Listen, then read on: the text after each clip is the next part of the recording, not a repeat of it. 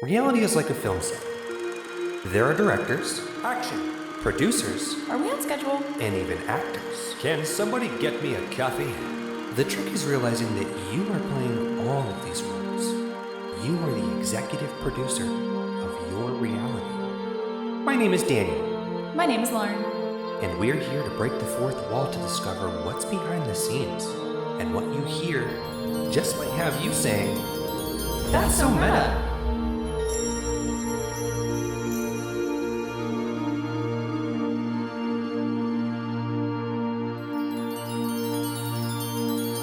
Welcome, everybody, to That's So Meta, where we discuss the mystical, the magical, and the metaphysical. It's been a while. It's been a minute. It's that time of year again, folks.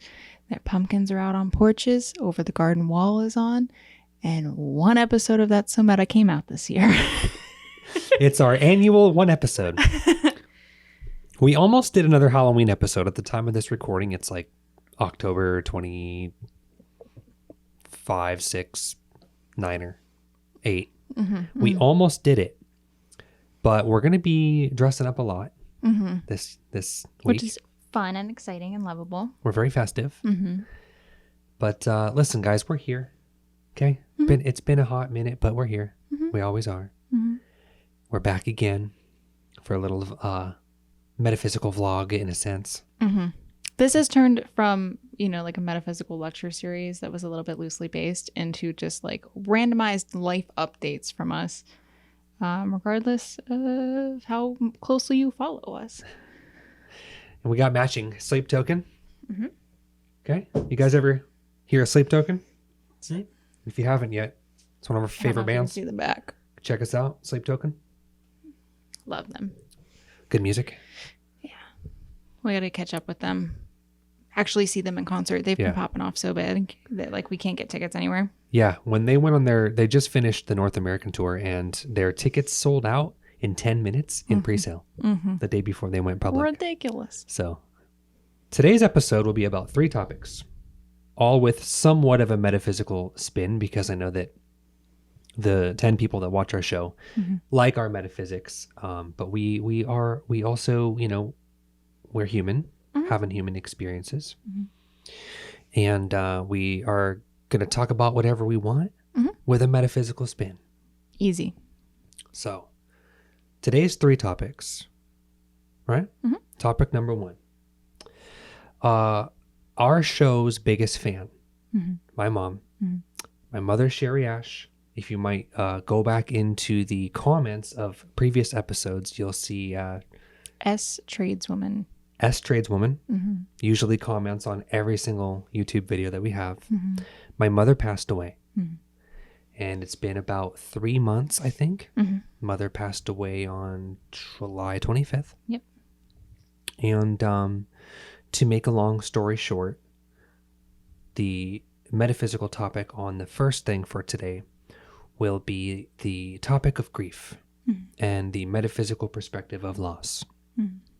So my mother, who was my biggest fan, and she's here with us now, watching this show, just commenting on it a million times from spirit. Well, she had breast cancer, and she didn't tell anybody for a long time. Yeah. My mom, just to make it straight, she didn't believe in Western medicine. She didn't trust it. I quite frankly don't blame her. So when she knew that she had breast cancer, she didn't want treatment. And so I think that because she knew she was going to refuse any type of treatment, Western or alternative, that was a big deciding factor as to why she didn't tell anybody for so long. Now, although breast cancer is a very survivable disease, with enough notice, she just let it go. I think that, my mom had a deep understanding of spirit and reality mechanics and metaphysics, and she knows a lot. And she chose not to fight this, not to treat it, because she, at the age of 60 years old, she just was ready. Yeah. She knows herself. She knows her life. She told me that she felt like she had a very rich life of experiences and didn't need to go through the trauma of, battling cancer. And so she let it go, and it turned systemic. And what, from the point that she told us, right, to the point that she passed was like 2 months, Yeah. So now, although my mom had a very brave and courageous perspective on death, she did not fear her death. She was the most brave person I've ever seen die, right? She was still curious about the afterlife, rightfully so. She was still curious about what happens when we die. And before my mom passed, a good 2 months before she passed, around the time that she just was telling people that she had cancer, she asked me to train her on what I believe, what I think happens when we die. And there's about, one thing I'll tell you guys from a metaphysical perspective, there's about 5 things that happen, general things, okay? There isn't one thing that happens when a person passes away. What happens when we die is dictated and based on your beliefs that you collect throughout your life. And those will actually dictate the next thing that you experience when you pass on. Because when you leave your physical vessel, your physical body, which is just an avatar in a sense, downloaded into the game, into the matrix, into the school, you collect your beliefs, and then a number of different things can happen. It's not the same for every person, right? So I trained my mom on what I believe are the 5 most common things that can happen when a person passes away. Based on their beliefs or lack thereof. Beliefs can also dictate what happens. So that's one thing I wanted to tell you guys, is that not one thing happens to every person. Okay. So I trained my mom, which was really, in a sense, bizarre, to accept your mother's death, well in advance, and then help prepare her for it. Yeah, and have open and frank conversations about the dying process with somebody who was experiencing it. It was a pretty interesting, pretty unique thing to have happen. Yeah. To summarize, what Lauren is alluding to is Lauren and I traveled to Washington State to help my mother pass. In a sense, we knew she was to take care of her and to take care of her. To do our best to get to meet her where she was, basically. And she was brave, and she was strong, and she was courageous, and it was hard for her, and it was hard for us because we were her full-time caretakers for 9 hours a day for 14 days straight. And she was staying at her friend Peggy's house, in a sense, with, the traditional hospice equipment, but she wasn't in a facility. She was just at a personal residence where Lauren and I took care of her. And that was, I'm, in my late 30s, and that was the most challenging experience of my life. So the grief process. It was still, in my opinion, I think one of the most beautiful experiences ever, because, the whole process of how much she did to make sure that she always showed up for us, that we were still continuing to make memories. We went through her things, and she told us stories, and it was probably one of the most beautiful. Yeah. It was challenging, and it was difficult, and it was almost too much at times. No, it was completely. But at the same time, there's not a moment. I would not trade a single moment of that. Yeah. I can promise you guys now that if you don't work in the medical industry, you don't work in caretaking, it's not something that you do on a regular basis, and you're not mentally equipped for that, you're not ready to watch somebody die of terminal cancer.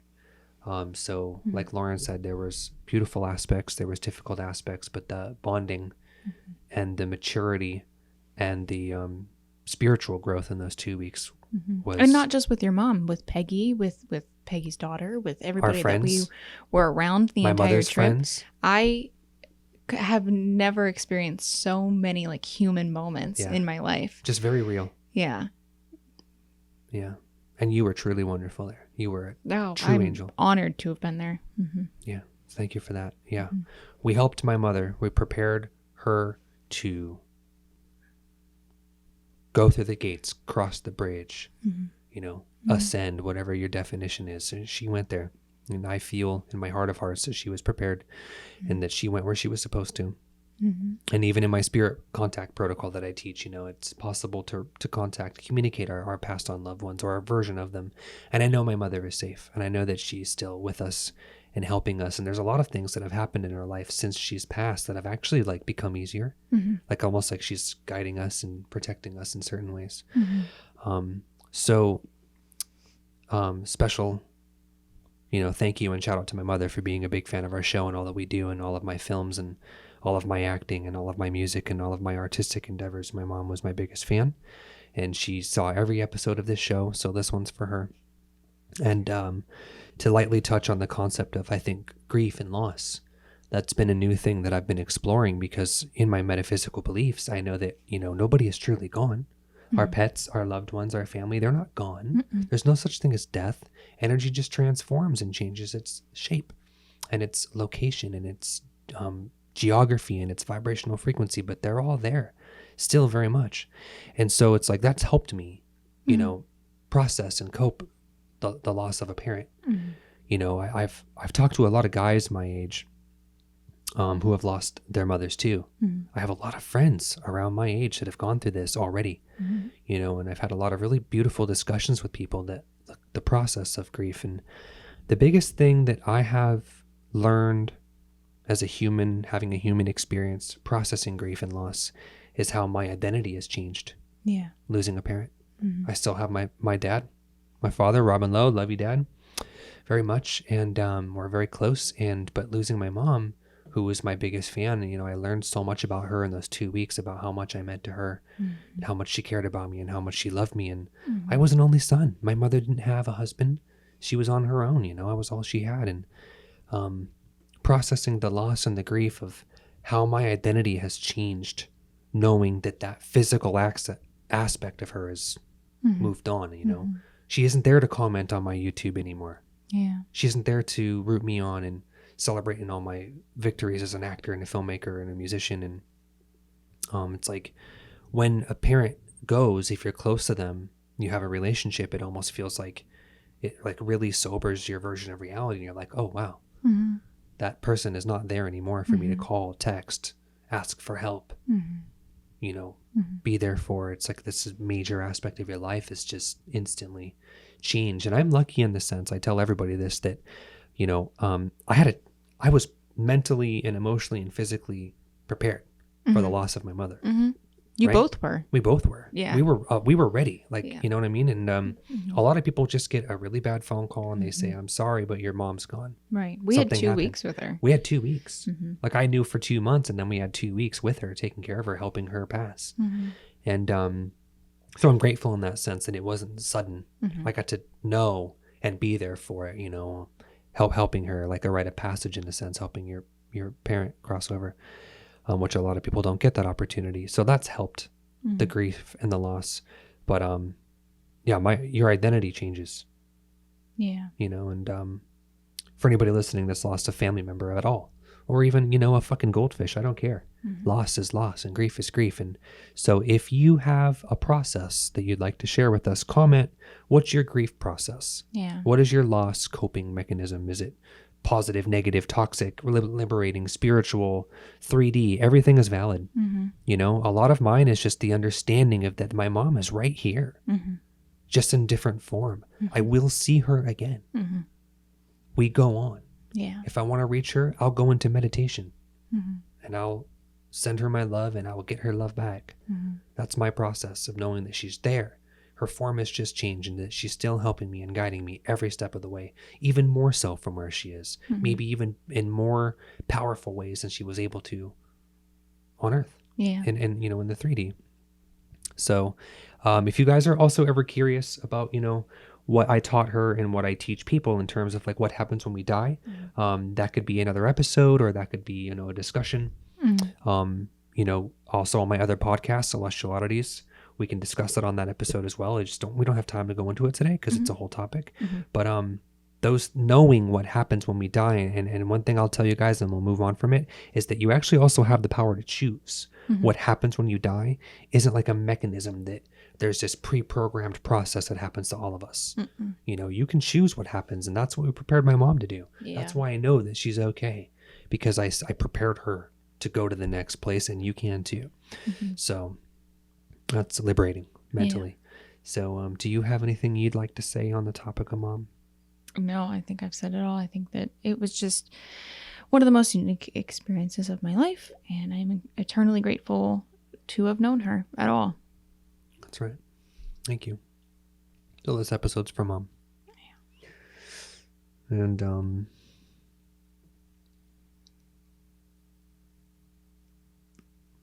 Yeah.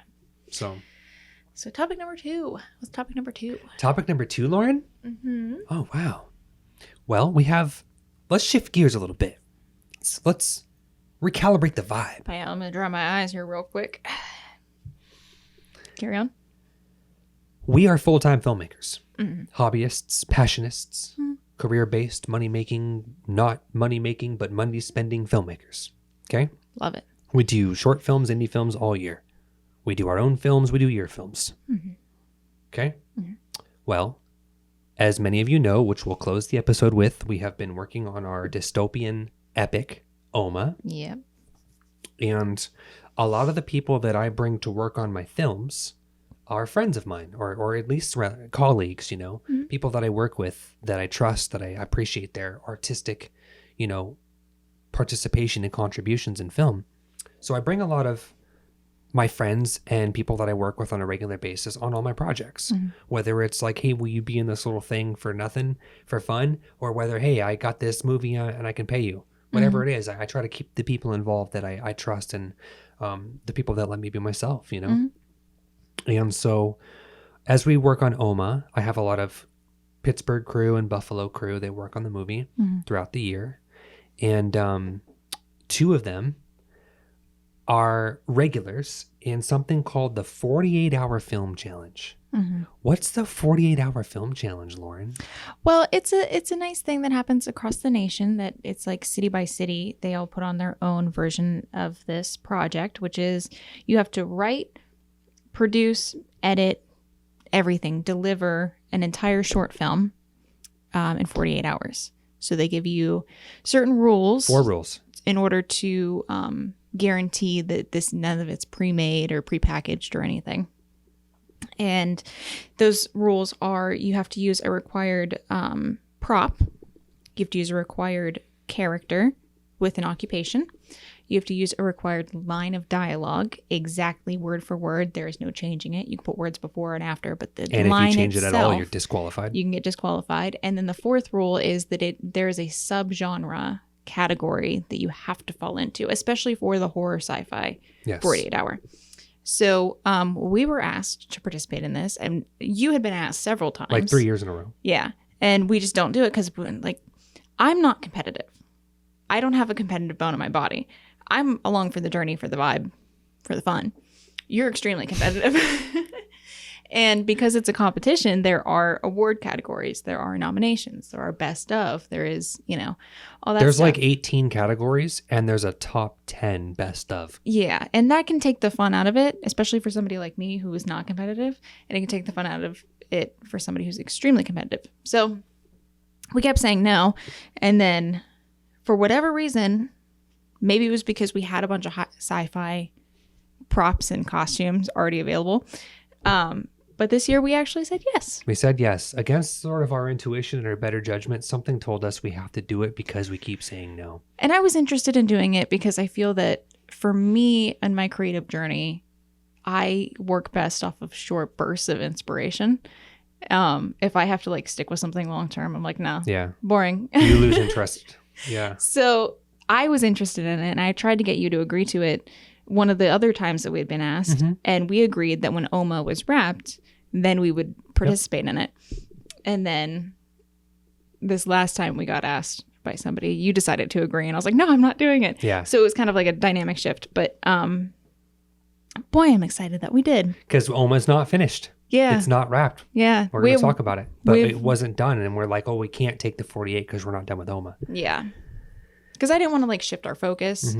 I didn't want to put energy into something else. But I almost feel that the 48 experience has re-sparked a lot of creativity in us and re-sparked our passion because Oma's been taking so long. And we're so passionate and meticulous about it. After a while, you do kind of get a little bit bogged down by it in some ways.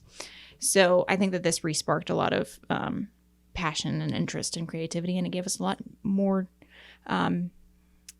nuanced and excited ideas, even for Oma. Yes, it did. Like it It breathes transferred new back. life into other areas of what you do. So I originally swore the 48s off because I did one in 2013 in Buffalo, New York. And I liked everybody that I worked with. And I liked the film we made. Sweet film. You know, it was like a war story with a lot of heart.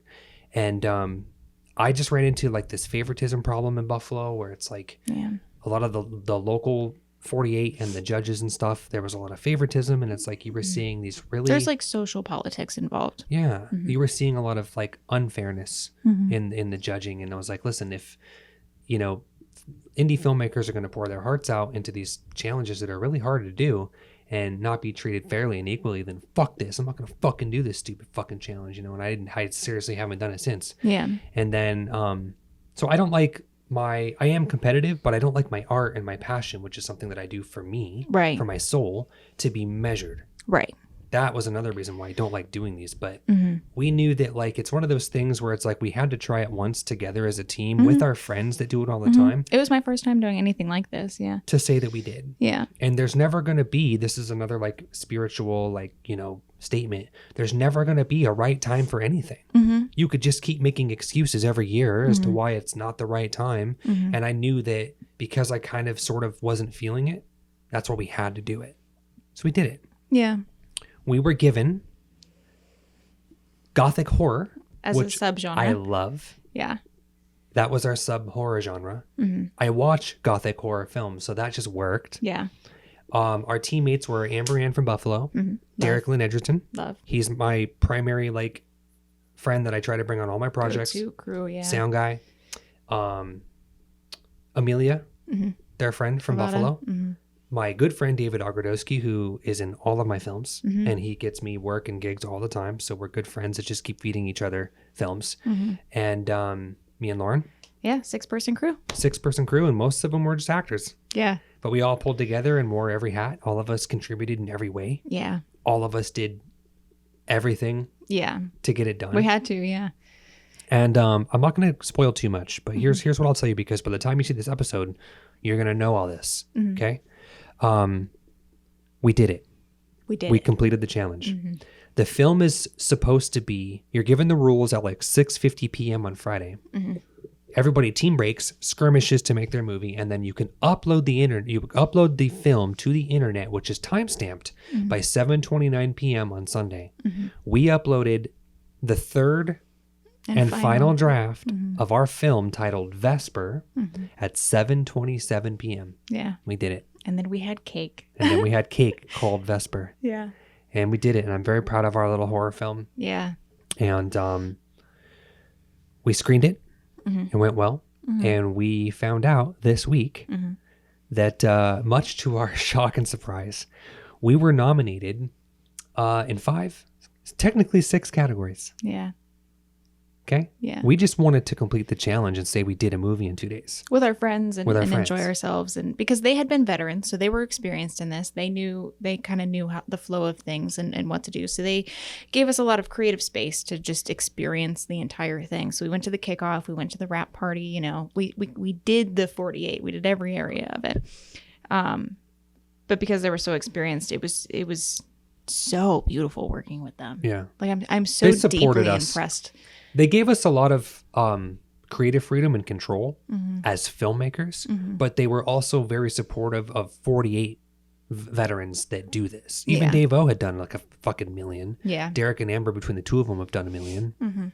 So I am grateful for the team we have and for the experience we had. I don't want to keep doing 48s because it was one of these, it's one of them, John, where I want to fucking quit while I'm ahead. Yeah.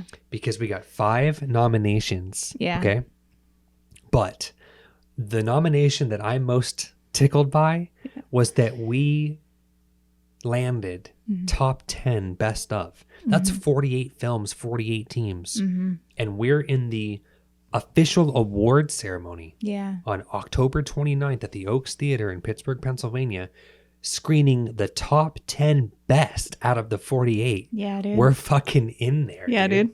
And that's not an award, but it is an Accomplishment. acknowledgement Yeah, dude. of it's like top 10. They can't screen all 48 movies. Right. They screened all 48 over the course of 2 days, over like hours, like Mhm. probably 14, 16 hours. Probably took them to screen them all. Like 8. But long story short, we're in the top 10 and we're screening at the awards ceremony. Which is so gorgeous. Okay. Yeah. Nominated. Unbelievable. Best 5 times. cinematography, Mm-hmm. best leading actress, Mm-hmm. best use of the dialogue line, Mhm. best use of Pittsburgh, Mm-hmm. best original music. Mm-hmm. I'll take it. Gorge. I've made that music. You and me made that music Yeah. in like 3 hours. Yeah. So I mean, the whole thing was just, it was so fun and it was so liberating, and it felt like, because of the team that Yeah. we were a part of, that was built by our beautiful Derek. It was just, everybody supported each other. yeah, Everybody did what they could. They hung around. They, at a moment's notice, because we hung out in the office yeah. on Sunday night or Sunday morning. We hung out in the office all day, and they were outside of the door. And every once in a while, we'd poke our head out and be like, "Hey, we I need need you. something. Get in here." I need something. Derek, I need something. Yeah. David, I'm hungry. I need lunch. Yeah. Amber, come in here. I need you to make a weird sound into a mic. Yeah. Like And we it- were adding assets to the movie when there was, It was 2 like hours left. 7:15, We were still and adding. we were adding sound effects. It was amazing. So, yeah, what a beautiful, wonderful Yeah, experience. I'm it so was excited intense. to go to the award show. I had my family come out to the award show and to the screening. to the screening, or yeah, that's what I mean. And they will be coming to the award show. Yeah. And it's so cool because, you've been doing this for a long time. You've always had support from your family. Right. I have a lot of support from my family, but a lot of the time I keep stuff to myself. I keep stuff very private. Yeah. So when I'm like, "Oh, we're working on a movie and stuff," they don't get to see any of Right. it. So having them around while we're watching it on a movie theater An screen actual cinema. was, oh my gosh, what an accomplishment. Yeah. What an accomplishment. For your I've family never- to come see a movie you made up on the big screen. Yeah. That I Pretty- was like a part Pretty of. fucking cool. It's a huge screen. I'm in disbelief. It was well worth agreeing, Joe. Yeah. I am grateful that I did it. You learn a lot doing a 48 because even if you're a seasoned, experienced filmmaker, if you're a career-based filmmaker, people that make their living making movies, do a 48. Mhm. You will encounter fucking challenges you didn't have before. Yeah. You'll run into problems and have to solve puzzles that you didn't expect Mhm. that force you into being creative, Mhm. innovative, having Mhm. ingenuity, Mhm. seeing what you can do under pressure, under stress, under limited time with limited resources. I mean, I will fucking rant that some filmmakers will show up to a 48 with 15 people on their crew and a $10,000 budget and fucking steamroll the whole Yeah. competition because, like, what fun is that, right? Yeah. But then there's also little guys like us Or that even had no budget. littler guys, because during our screening block, there was this short film. I don't know the name of it. I don't know who made it. I don't know anything. They weren't They were even there. kids. They were kids. I don't even know if they It were was like there. a group of kids. And it was my favorite of the whole block Yeah. because it was just a bunch of college kids dressing up in Halloween costumes. They put a camera on a tripod Yeah. and they just made jokes for like 7 minutes. And it was the funniest funny. thing. They were breaking character. They were giggling. Yeah, they the were like music. laughing and stuff. They did They had original music. music in the background of one of the characters just singing the Monster Mash poorly. And it was the greatest video I've ever seen in my life. And it's things like that that have charm. And it's like they completed the challenge. Yeah. They qualified, Absolutely, they did. Yeah. So long story short, They we did nailed the it.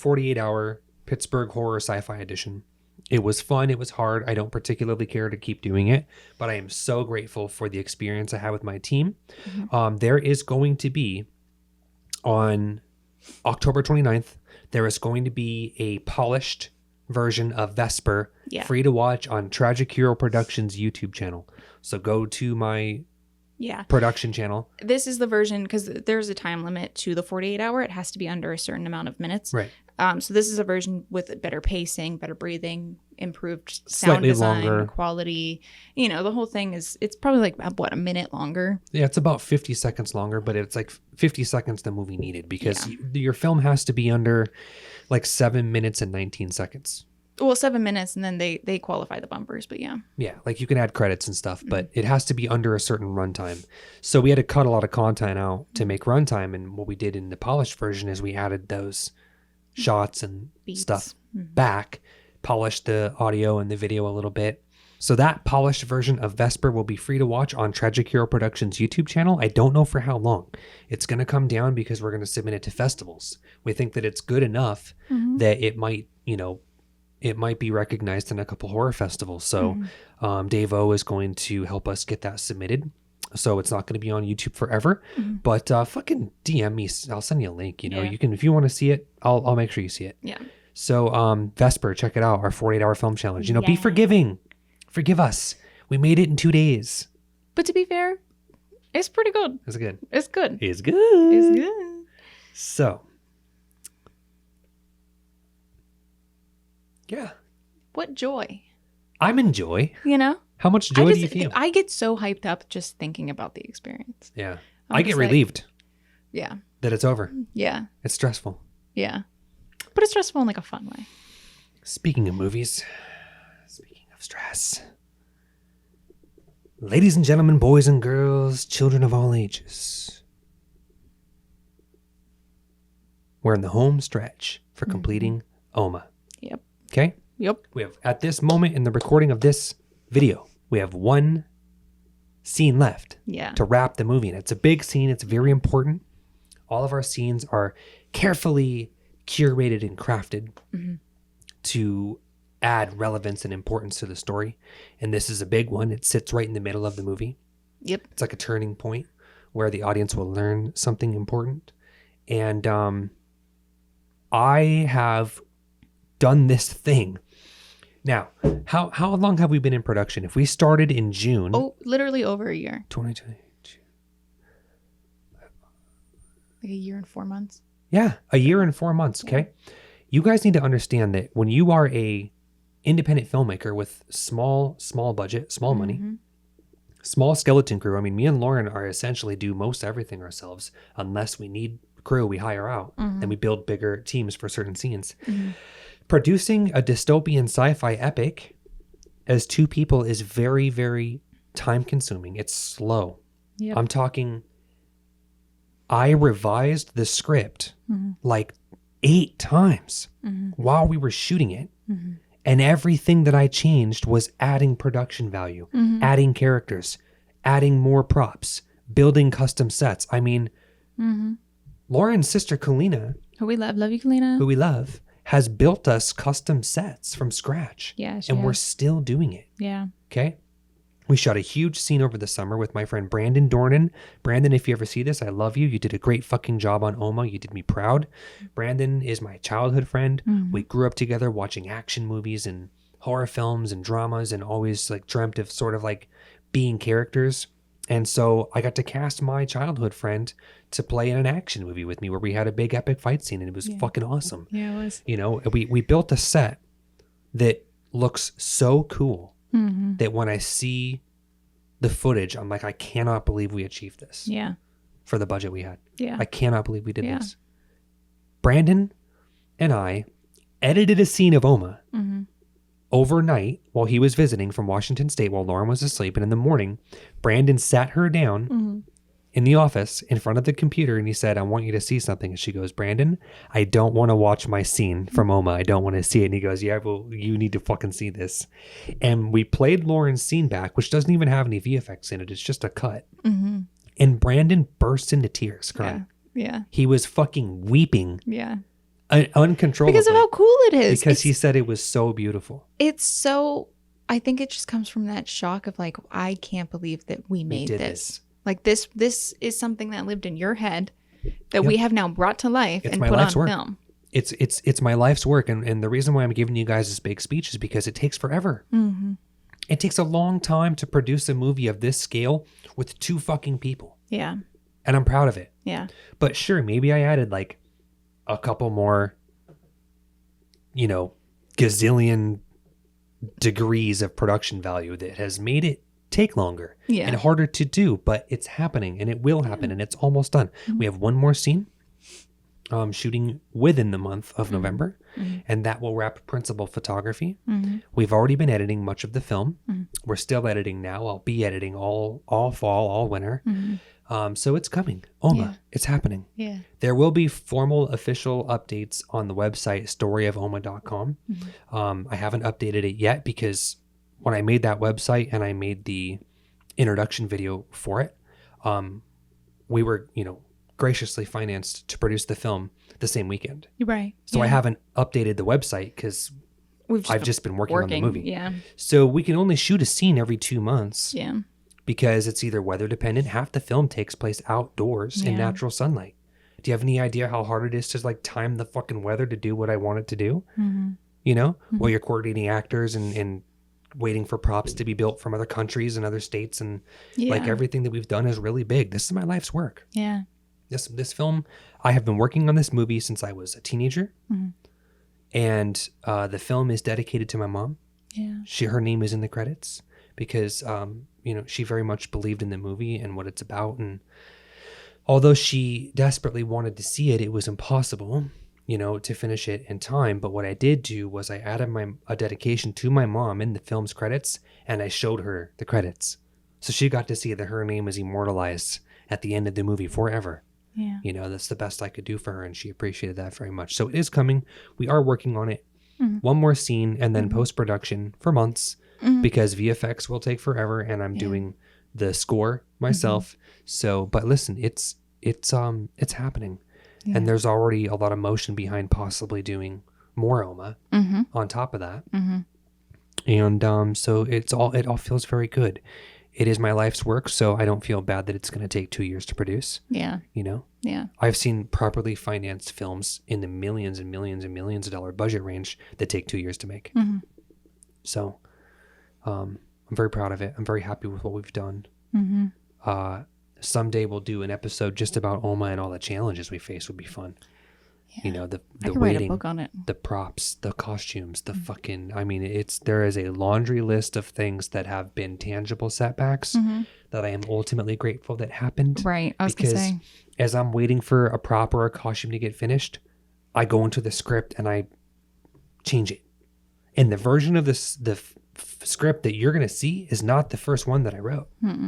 Not by a mile. I was modifying this script and beefing it up while we were shooting it. So I'm grateful that it's taken this long. Yeah. It's going to be better because of it. Yeah. Easily. What do you think? Love. Oma. Vesper. Mom. Happy Halloween. Happy Halloween. We did it, team. We're back. We're back. But just this once. But only for now. Yeah. How long till the next one? Oh, months. So the thing is that like this show initially was my idea. Yeah. It was. And which is why she doesn't want to do an episode every month now, because she gets... I think that my fear and my fear of being perceived far outweighs the societal pressure to be consumed. So I just decided that like maybe it's not totally worth it to appear all the time, which is why I stopped posting on social media and stuff. But yeah, it's still fun. I still love to do it. And it also kind of feels like it's not the same without your mom commenting. So, maybe we'll do another episode soon. Maybe not. We'll figure it out. You know what I want to do? I want to do another guest interview episode of That's So Meta. And we need to get like filmmakers in here. Yeah, that'd be dope. Conscious filmmakers and, like us. I mean, to be fair, they are out there. If you're a conscious filmmaker, hit us up. Let us know. Post in the where comments. The vibes are. Send us an email. Yeah. We're looking to get more guests on the show. I think that makes it... I like having guests because it takes some of the fucking pressure off. Yeah. For sure. And I want to help, spread other people's word. Otherwise you're going to get me talking about Oma once every 3 months. Yeah. There's the episode. Until Good night. It's done. Yeah. Yeah. Let us know if you want to come on the show. Let us know, how do you process grief and loss? What did you think of Vesper? Oh, I'm sorry you haven't seen it yet? Go to Tragic Hero Productions on YouTube and watch Vesper. It's 7 minutes long. It's a fun, spooky movie. Yeah. Good for the holidays. Speaking of Over the Garden Wall. You guys ever watch Over the Garden Wall? It's an October tradition for Lauren and I. God. We watch this wonderful cartoon one episode a day until Halloween Yeah. every year. Yeah. It's like a ritual we have. It's a Cartoon Network like miniseries, animated, and it is the perfect fall thing to do. We watch Sweet. it. The second to last episode takes place on Halloween, so we like to watch it leading into Halloween as a little tradition. Yeah. And it's a great show. 12 out of 10 would recommend. 10 out of 10 would smash. Pumpkins. Pumpkins. That's funny you mentioned that. Smashing Pumpkins. Yeah. No, I have a script about Smashing Pumpkins. Next year, next fall, Smashing Pumpkins. Smashing Pumpkins. Coming to a YouTube near you. And that's the other thing. We got to do our Halloween movie. Oh, I like to do a Yeah. Halloween film every year. Speaking of Smashing Pumpkins, I've committed to next year I'm producing 2 movies. Because Oma will be done. Yeah. It'll be done. And I'm going to do 2 movies next year. One of them is going to be a fan film based on my favorite video game that is going to be submitted to an annual fall video contest they have. Love. And the second one is going to be a film I'm going to tell you right now. It's called Pip the Pumpkin Prince.